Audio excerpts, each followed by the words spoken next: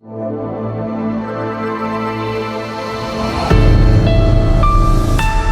भी फिल्म को सफल होने के लिए जिस पहले नियम का पालन करना आवश्यक है वो है सस्पेंशन ऑफ डिसबिलीफ, जिसे हिंदी में हमने नाम दिया अविश्वास का निलंबन। यानी कि जो कुछ भी पर्दे पर घटित हो रहा है वो कितना ही कल्पनाशील हो, कितना भी इनक्रेडिबल हो, जिसे अंग्रेजी में कहा जाता है कितना ही विचित्र हो, लेकिन वो पूरा का पूरा क्रेडिबल लगना चाहिए।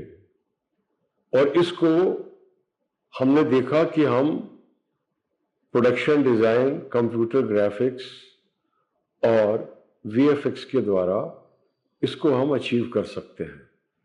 उसके बाद में फिल्म में दर्शकों की रोचकता को लाने के लिए जिस नियम की आवश्यकता है वो है द्वंद्व, कॉन्फ्लिक्ट।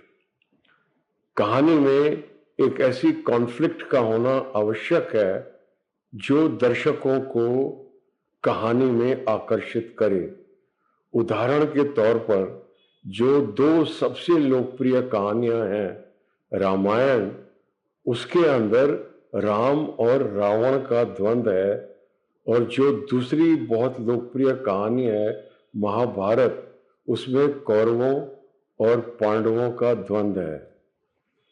तो द्वंद्व ऐसा होना चाहिए जिसके साथ में सर्वसाधारण जो दर्शक है फिल्म का वो आइडेंटिफाई करे।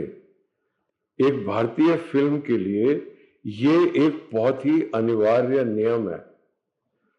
तो इसके लिए हम क्या करेंगे?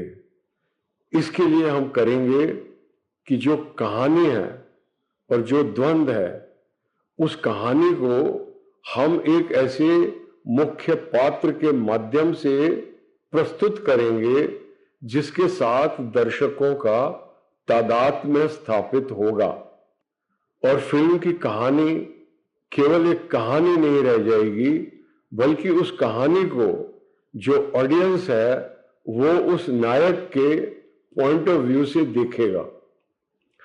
अगर हमारा नायक किसी ऐसी सिचुएशन में होगा जो चैलेंजिंग है, जो चुनौतीपूर्ण है, तो दर्शक उस चुनौती को महसूस करेगा, और जब नायक उस चुनौती का सामना करेगा साहस के साथ, तो दर्शक के भीतर उस साहस का संचार होगा, और जब नायक अंततः तमाम रुकावटों को पार करते हुए अपने लक्ष्य की प्राप्ति करेगा, तो ऑडियंस को, दर्शकों को वो फुलफिलमेंट मिलेगी जो उन्हें अपनी किसी इच्छा की पूर्ति से मिलती। और ये फिल्म उनको एक अवसर दे रही है, एक अपॉर्चुनिटी दे रही है अपने उस दैनिक संघर्ष से बाहर निकलकर एक ऐसी रोचक कथा में इन्वॉल्व होने का जिसमें उनको मनोरंजन भी मिलेगा, साहस भी मिलेगा, और अंततः विजय प्राप्त करने की खुशी भी मिलेगी।